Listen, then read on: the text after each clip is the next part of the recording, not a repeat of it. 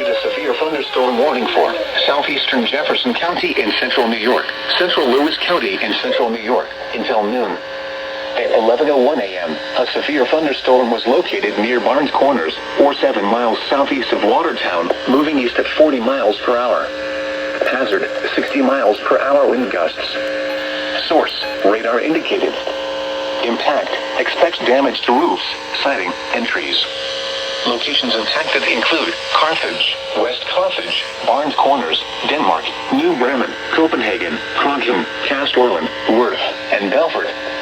For your protection, move to an interior room on the lowest floor of a building.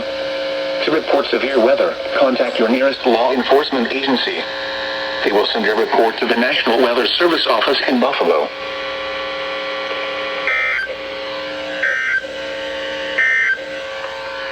This is NOAA Weather Radio KBS508. All hazards. Broadcasting on a frequency of 162.525 megahertz from the top of White Hill, northern St. Lawrence County. This transmitter. Well, how unexpected.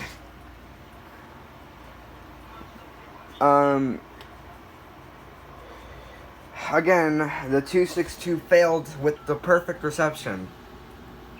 You don't make any sense.